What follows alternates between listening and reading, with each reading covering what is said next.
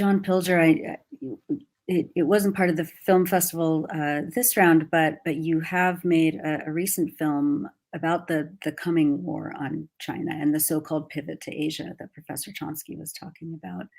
And Michael, you know, in your film, you talk about, you know, fear as a currency to sell these kinds of wars, to sell this idea of a you know, a faraway boogeyman that, you know, ordinary Americans should fear at every corner.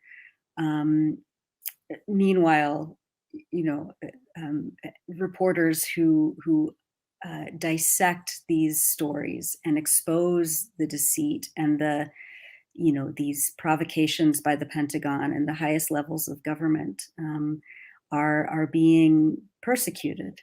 So I do want to talk about Julian Assange. We have Stella Moris here. Stella, bring us up to date on his case. There's an extradition hearing next week, I believe. Can you talk about what's happening with Julian?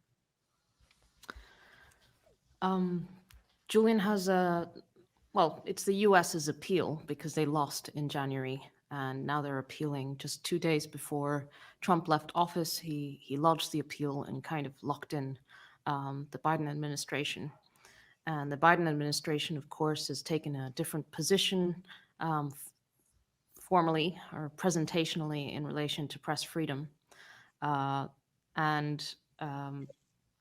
continues to pursue this case, which is the biggest threat to press freedom globally and as well to the First Amendment in the United States in history. Julian is facing extradition. He's facing 175 years in prison, 18 charges, 17 of them under the Espionage Act, and he's being accused of receiving and possessing and publishing information to the public. And that information was the Afghan war logs and the Iraq war diaries, the State Department cables, Guantanamo Bay files, as well as a collateral murder video, specifically the rules of engagement, which is just, in fact, the rules through which the US military kills. And so Julian is facing life in prison because of this material, which exposed in detail the war on terror, the different aspects of the war on terror. I think of it as a hydra, you know, this mythical Greek serpent with many heads, and it has different aspects to it. You have the assassination squads, you have the rendition, you have the institutionalized torture, you have the means by which the US government undermined judicial processes, criminal investigations in the countries that it could strong arm into abandoning those investigations. For example, in Germany, the German citizen Khalid al-Masri, who was abducted and taken to a black site, tortured. Then the CIA realized that they had a case of mistaken identity, and then they dumped him in Macedonia. And eventually, Khalid al-Masri, who was a German citizen, was able to go to the European Court of Human Rights. And he used the WikiLeaks diplomatic cables in order to evidence the fact that he had been renditioned. And the evidence in the cables also showed how the US government had forced or used its force to get the German government to stop the investigation into the US citizens who were involved in his abduction and torture and kidnapping. So WikiLeaks is actually a product of the war on terror, a product of wanting to expose, to remove the secrecy and the impunity that was total in the years that followed the September 11th attacks, where a state of exception was institutionalized and made permanent. And the tools of that war on terror, these different heads of the Hydra, have also then crept into the domestic legislation. What has been done to Julian has been to also use those tools that were developed through the war on terror. So in this recent news story, a 7,500 word investigation by Yahoo News, which detailed, it was incredibly well sourced. They had over 30 sources from the Trump administration, from the current administration.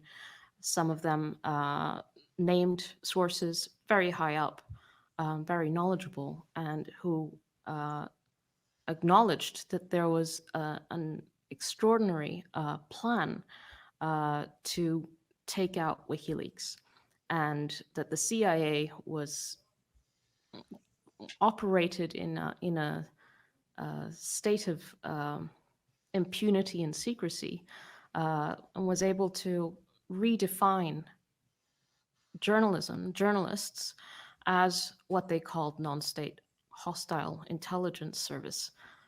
They just came up with a sui generis term in order to escape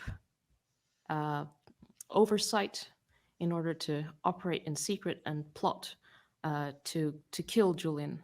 And that story talks about how Mike Pompeo at the time, who was CIA director, discussed with the White House the killing of Julian, and received,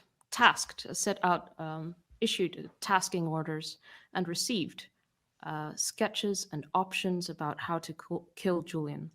Not just those sketches and options, but also how to kidnap him from the embassy and how to rendition him from the embassy. So this war on terror tool that the CIA has in its toolbox, it then wanted to deploy against a journalist for doing his job, and that's in the piece. The CIA was motivated by revenge. It was motivated by revenge because one of the first things that WikiLeaks published in the Trump presidency was the CIA Vault 7 release. Now, the CIA Vault 7 release publication is less known than the Snowden publications, but it is the equivalent.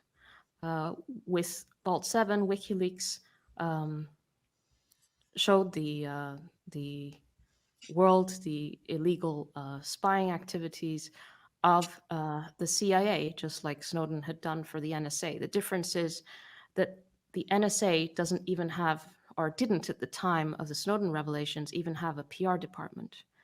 The CIA, on the other hand, has, well, a massive propaganda department with its tentacles going into many media organizations. It also has assassination programs. It also has rendition programs. It has torture programs. And so,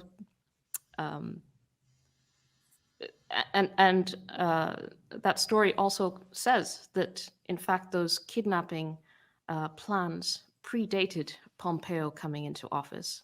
So he came into office on the 23rd of January, 2017. So we're not talking about just Pompeo being rogue. We're talking about the CIA wanting to take revenge on Julian, and they have taken revenge. They didn't kill him yet, but they're trying to kill him. And I think it's a big part of the attempt to silence Julian forever is that in order to assassinate a person, first you have to assassinate their character. And that's what you saw from 2017 onwards. You have the CIA at the latest by April 2017, they knew perfectly well. They knew they had established that Julian and WikiLeaks were not some kind of Russian agent. That's why they had to invent that term, non-state hostile intelligence service, because they knew, right? The CIA is the agency that is tasked with finding out whether, whether someone is someone's agent or not. They have unlimited resources to find out, and they knew, and that's why they had to come up with a new term, because all Julian and WikiLeaks does is journalism, and they had to redefine it in order to make it a threat to the state, because it was not because the CIA considered that WikiLeaks publications didn't toe the line, basically. And so WikiLeaks had to be eliminated, and Julian had to be eliminated. And this article talks about how even within the administration, they recognized that these activities, these actions, these operations were motivated out of revenge, not because of the real threat, any real threat that WikiLeaks posed, but it was pure revenge. And I mean, it's just extraordinary what we've found out over the past, since Julian was arrested. Julian was arrested in 2019. He was dragged out of the embassy. And then whistleblowers started coming forward. The whistleblowers who were working inside the embassy, who were basically the agents, they were the agents of the CIA inside the embassy. They said they were the agents of the CIA inside the embassy. And they had discussed kidnapping plots and poisoning plots inside the embassy. They had instructions about stealing a nappy from our baby, our 6-month-old baby, in order to establish that he was Julian's son. The plans that so we had information about the implementation of these operations through the security company that was working in the embassy, and we know that because a Spanish court is investigating that, and they have mountains of forensic data from that period that Pompeo was head of the CIA. And now we have on the other side the 30 sources for this Yahoo story who have confirmed the planning stages of what was going on inside the embassy.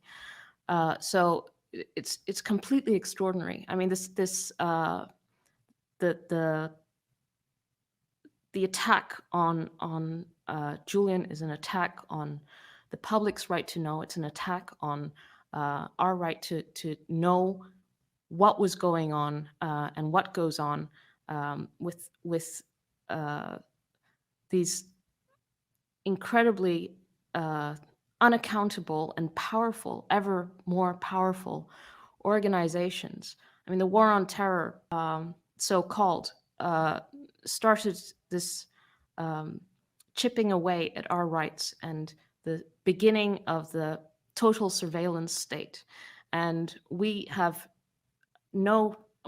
old tools to try to fight against these enormous powers, and it's not enough. So we need WikiLeaks, we need courageous people, we need whistleblowers in order to try to get behind, expose the total power and the total impunity and the total lawlessness, because what's been happening, what's been done to Julian, what's being done to Julian is a crime. They are the criminals, they're the torturers, they are the killers, and they've put Julian in prison because he exposed them.